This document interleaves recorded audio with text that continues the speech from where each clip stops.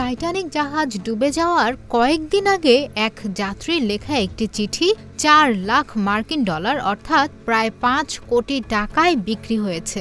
রোববার যুক্তরাজ্যের একটি নিলামঘরে রেকর্ড দামে এই চিঠি বিক্রি হয়। জাহাজ ডুবে যাওয়ার আগে চিঠিটি লিখেছিলেন কর্নেল আর্চিবাল্ড গ্রেসি, যিনি টাইটানিক দুর্ঘটনায় বেঁচে যান।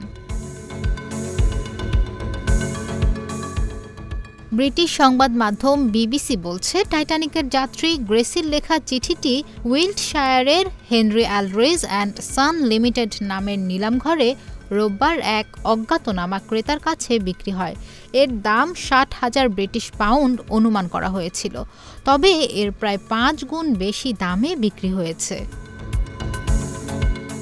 বিবিসি আরও বলছে, এই চিঠিকে ভবিষ্যৎবাণীমূলক হিসেবে বর্ণনা করা হয়েছে, কারণ এতে কর্নেল গ্রেসি তার এক পরিচিত ব্যক্তিকে লিখেছিলেন তিনি তার যাত্রার শেষ পর্যন্ত অপেক্ষা করবেন।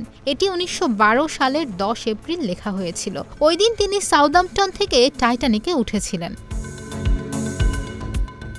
এটি ছিল উত্তর আটলান্টিকে জাহাজ ডুবির 5 দিন আগে লেখা। কর্নেল গ্রেসি ছিলেন প্রায় 2200 যাত্রী ও ক্রুর একজন, যারা নিউ ইয়র্কগামী টাইটানিকে সফর করছিলেন।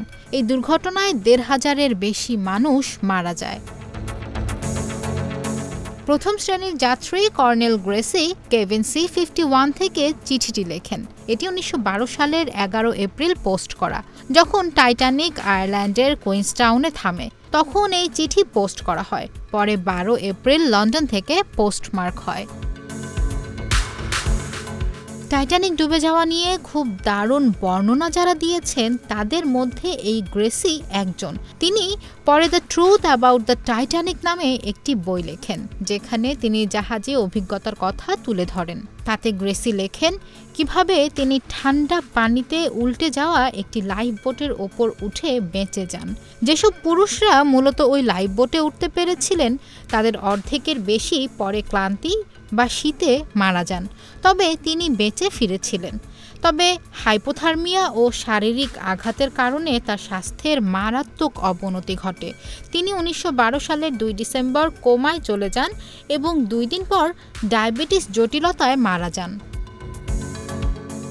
টাইটানিকের ভেতর থেকে লেখা কোনো চিঠির এত দাম আগে কখনো পাওয়া যায়নি বলে জানায় নিলামকারী প্রতিষ্ঠান।